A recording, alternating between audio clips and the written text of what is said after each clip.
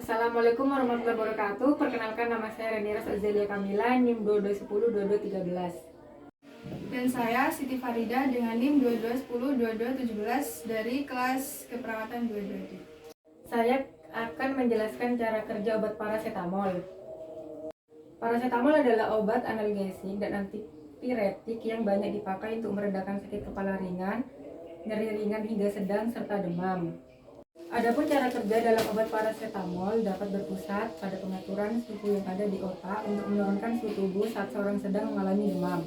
Selain itu, parasetamol juga bisa menghambat pembentukan prostaglandin, yaitu senyawa yang memicu nyeri dan bengkak ketika terjadi kerusakan atau cedera pada jaringan tubuh.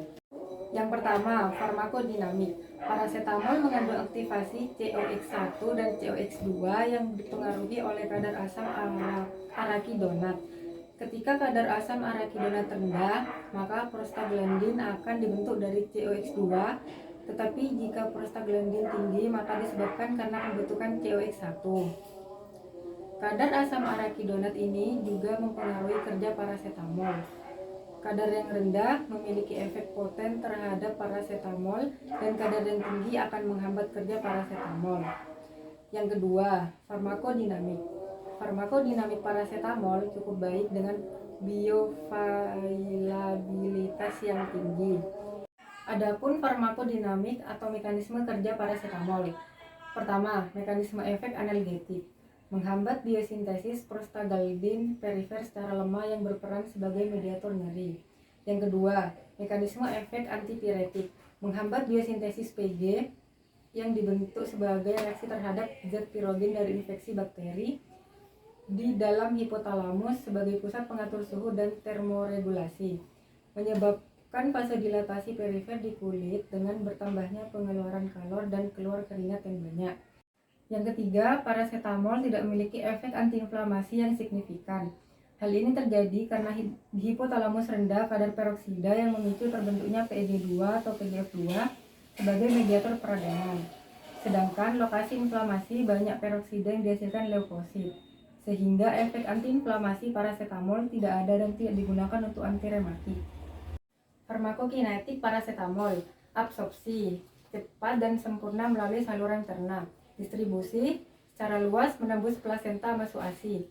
Metabolisme dihati oleh enzim mikrosomal hati. Parasetamol 80% berkonjugasi dengan asam glukuronat, sebagian kecil dengan asam sulfat. Metabolit parasetamol dapat bersifat toksik pada keadaan overdosis.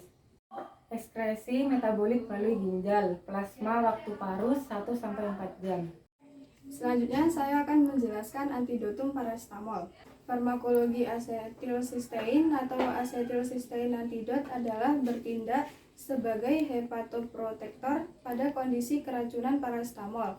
Asetilsistein antidot dapat bekerja efektif untuk mencegah kerusakan hati akibat keracunan parasetamol bila diberikan segera dalam 8-10 jam pertama.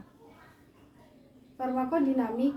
Asetilsistein antidot bekerja sebagai hepatoprotektor dengan cara memperbanyak glutathione pada hati, bekerja sebagai pengganti glutathione dan meningkatkan konjugasi sulfat non-toksis dari parasetamol.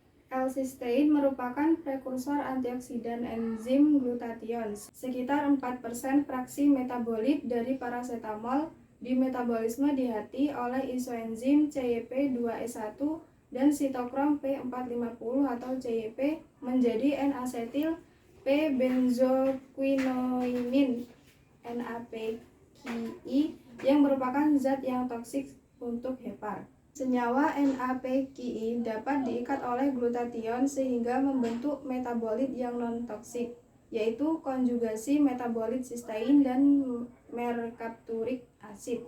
Ketika terjadi overdosis parasetamol, maka semakin besar parasetamol yang dimetabolisme oleh enzim CYP dan jumlah glutathione sedikit, sehingga menyebabkan jumlah NAPQI yang banyak.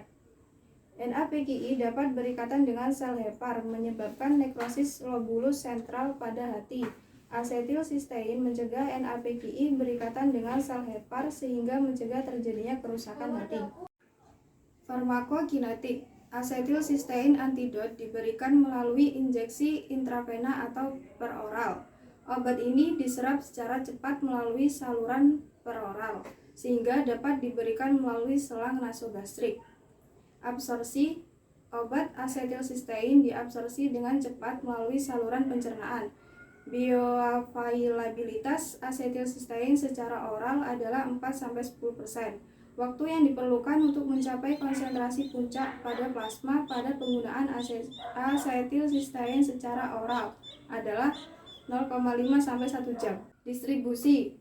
Volume distribusi asetilsistein adalah 0,47 liter per kilogram berat badan. Asetilsistein berikatan dengan protein plasma atau protein binding plasma sebanyak 83%.